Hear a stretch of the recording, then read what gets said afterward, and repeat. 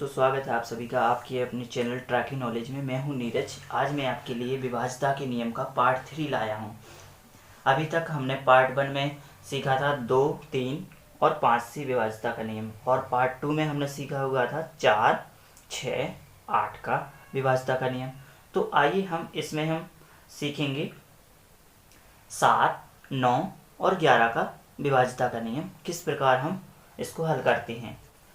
यदि आपने अभी तक मेरे चैनल ट्रैकिंग नॉलेज को सब्सक्राइब नहीं किया है तो आप चैनल को सब्सक्राइब करें, साथ में अपने दोस्तों के साथ भी शेयर करें। तो आइए हम वीडियो को स्टार्ट करते हैं। तो आज हम सबसे पहले किसका नियम सीखेंगे? 7 से विभाज्यता का नियम सीखेंगे। 7 से विभाज्यता जो पहला नियम है, इसमें मैंने क्या लिखा हुआ है? यदि इकाई के अंक को छोड़कर शेष बची संख्या में से इकाई का अंक का दुगना घटा देने के बाद बची संख्या 7 से विभाज्य है, तो वह पूरी संख्या भी क्या होगी? 7 से विभाजित होगी। तो आइए मैं आपको एग्जाम्पल से इसको समझाता हूँ। एग्जाम्पल के द्वारा, जैसे मैंने कोई भी एक एग्जाम्पल लिया हुआ है, मान लीजिए मैंने 882 लिया हुआ है। क्या लिया हुआ है? मैंने एक एग्जाम्पल लिया है 882। 882 में आप चेक कीजिए, इसमें लास्ट का जो इकाई का अंक क्या है? अपना इकाई का अंक है अपना 2। तो इसमें लिखा हुआ है कि इकाई अंक को छोड़कर बची संख्या में से इकाई अंक का दुगना करना है। जो बची संख्या क्या है? अपनी बची संख्या है 88 और इकाई का अंक है 2।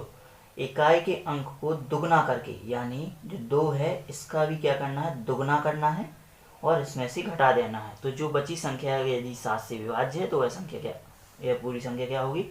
7 से विभाजित होगी। जैसे अब हम चेक करते हैं, ये 88 है, इसमें से दुगना किया तो इतना 4 बचा, तो यहाँ बच रहा क्या? अपना 84। क्या बच रहा है? अपना 84। यानी ये अब 84 को चेक करना है, ये 7 से विभाज्य है या नहीं है। यानी हम चेक करते हैं तो ये 7 के टेबल में आती है। 7 से ये विभाज्य हो, 7 एकम 7, 7 दूनी 14, यानी ये पूरी 7 से विभाज्य। इसका मतलब ये 882 भी क्या होगी? 7 से विभाजित होगी। हमने दूसरा एग्जाम्पल लिया हुआ है, मान लिया जाए यहाँ लिया है 663। हमें चेक करना है 663 7 से डिवाइड होती है या नहीं होती है। तो हमारा जो नियम है, इकाई का अंक है, इकाई का अंक क्या है? 3 है। इकाई अंक को छोड़ना है, यानी बची संख्या कितनी है? 66। 66 में इकाई का अंक का क्या करना है? दुगना करके घटाना है, यानी इकाई का अंक का दुगना करेंगे तो कितना होता है? 6। 66 में बची संख्या में से 6 घटाना है, यानी यहाँ कितना बच रहा है? 60।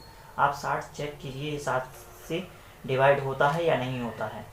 तो ये 7 से क्या नहीं होता है? डिवाइड नहीं होता है। इसका मतलब ये 763 है, वो 7 से क्या नहीं होगी? 7 से क्या नहीं होगी? विभाजित नहीं होगी। इस प्रकार आप कोई भी संख्या चेक कर लेंगे कि इकाई का अंक है उसका दुगना करना है, और जो बची संख्या है इकाई के अंक को छोड़कर उसमें से घटाते चलना है, जब तक अपनी छोटी संख्या ना आ जाए। जहाँ तक आपको टेबल आता है वहाँ तक आपको यही प्रक्रिया अपनाते चलना है। तो आइए हम 7 से विभाज्यता का ये पहला नियम सीखा है, हम इसके बाद दूसरा नियम सीखते हैं। 7 से विभाज्यता का जो हमने दूसरा नियम लिखा हुआ है, इस नियम में क्या है? यदि कोई संख्या किसी अंक या संख्या के 6 बार की पुनरावृत्ति से बन रही है तो वह संख्या 7 से पूर्णतः क्या होगी? विभाजित होगी। तो आइए मैं आपको एग्जाम्पल से इसको समझाता हूँ। मान लीजिए कोई संख्या है जो किसी अंक या संख्या के 6 बार की पुनरावृत्ति से बनी है। मान लिया जाए मैंने कोई संख्या ले ली है, यहाँ यह संख्या 6 की पुनरावृत्ति से बनी है, यानी कितनी बार आना चाहिए? 6 बार। 6 जो है 6 कितने है इसमें? 6 बार की पुनरावृत्ति से बनी हुई। ये आप चेक कर सकते हैं, ये संख्या लिखी हुई है 6 बार की पुनरावृत्ति, 1 2 3 4 5 6। तो इसका मतलब है कि ये वाली संख्या है, एक कितने से डिवाइड होगी? पूरी 7 से डिवाइड होगी, पूरी 7 से डिवाइड होगी। कोई भी अंक है यदि 6 बार की पुनरावृत्ति से बनी है, वह संख्या किसी अंक की 6 बार की पुनरावृत्ति से बनी है, तो वह संख्या क्या होगी? पूरी 7 से डिवाइड होगी। मान लिया जाए यहाँ से मैंने कोई एग्जाम्पल लिया, ये 9 की पुनरावृत्ति से बनी हुई है। कितनी बार आना चाहिए अंक? पुनरावृत्ति कितनी बार होना चाहिए, 6 बार, यानी इसमें भी 6 बार हो रही है। इसका मतलब ये संख्या भी 7 से क्या होगी, डिवाइड होगी पूरी तरीके से। या कोई संख्या, अभी हमने यहाँ अंक देखा, यदि कोई संख्या की पुनरावृत्ति से बनी हुई है, मान लिया जाए मैंने यहाँ कोई भी संख्या ले ली है जो 6 बार की पुनरावृत्ति से बनी, यानी 78, 78, 78, 78, कितने बार हो गए, 2, 3, 4, 5 और 6।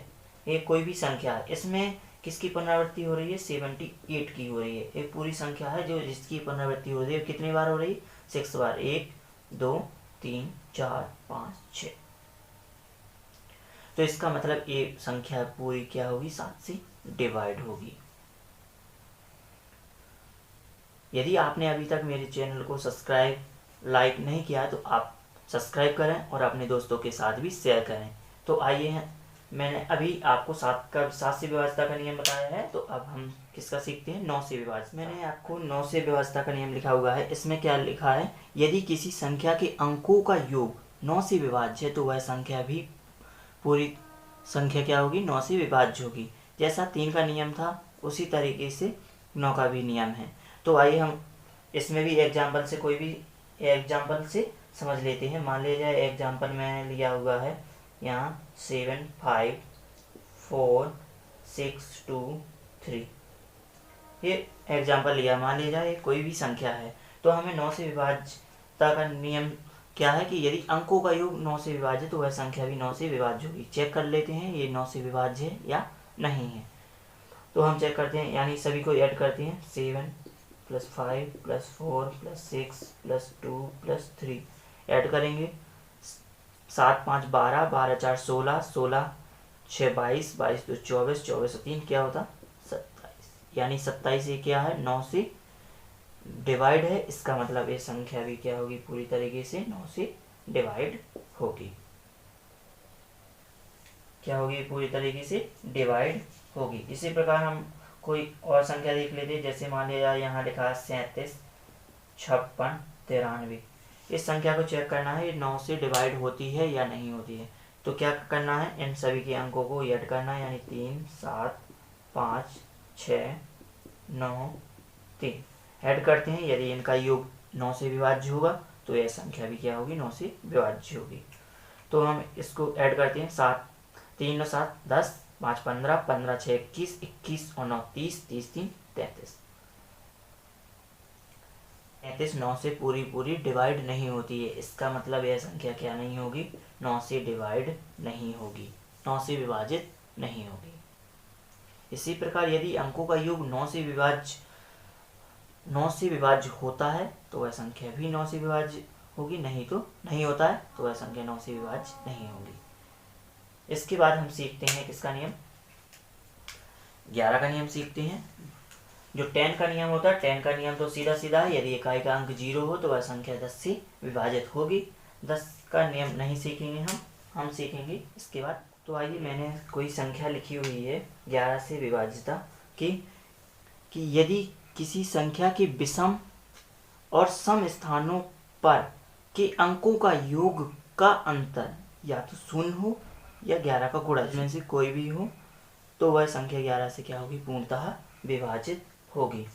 आइए मैं इसको आपको एग्जाम्पल से समझाता हूँ। मैंने एग्जाम्पल लिया हुआ है 108, 592, ये संख्या ली हुई है। तो हमें चेक करना है इसमें क्या, सबसे पहले क्या करना है, विषम स्थानों के अंकों का योग करना है। यानी विषम स्थान पे कौन कौन से हैं, आप चेक कीजिए। विषम स्थान पे यानी पहला अंक, तीसरा और पांचवा, इनको ऐड करना है, यानी 1 + 8 + 9 ऐड करते हैं।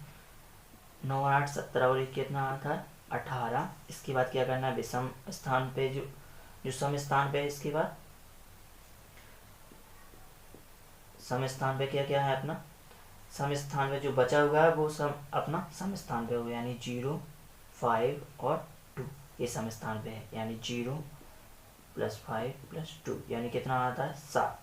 तो इनको अब क्या करना है, सम स्थानों के अंकों का योग और विषम स्थानों के अंकों का योग का अंतर। अब इन दोनों का क्या करना है, अंतर, यानी 18 - 7 यानी कितना आ रहा है, 11, यानी या तो शून्य आ जाए अपना अंतर, या 11 का गुणज आ जाए। तो इसका मतलब ये हमारे यहाँ क्या आया, 11 का गुणज, यानी इसका मतलब है कि जो संख्या अपनी लिखी हुई है ये वाली, ये क्या होगी, 11 से डिवाइड होगी, ये 11 से क्या होगी, विभाजित होगी। इसी प्रकार हम कोई एक और एग्जांपल आपको करके बता देते हैं। मैंने मान लिया जाए एक एग्जांपल लिया हुआ है 93, 82, 45, ये संख्या ली हुई है मैंने। तो इसमें यही नियम लगाना है हमें, पहले विषम स्थानों के अंकों का योग करना है, यानी विषम स्थान पे क्या है अपना, विषम स्थान पे क्या होगा, पहला, तीसरा, पांचवा, यानी 9 + 8 + 4, यानी 9 और 8 17, 17 4 21, और सम स्थान पे क्या है अपना क्या बचा हुआ है, यानी 3, 2 और 5। तो कितना है, 3 2 5, 5 5 10, यानी अब दोनों का योग आ गया। इसके बाद इनमें से माइनस करना है, यानी कितना आ रहा है अपना 11, इसमें भी 11 आ रहा है। इसका मतलब यह संख्या भी क्या होगी अपनी 11 से डिवाइड हो, क्या होगी, ये 11 से डिवाइड हो, ये विभाजित होगी। यदि आपको वीडियो पसंद आया है तो आप वीडियो को लाइक करें और अपने दोस्तों के साथ शेयर करें।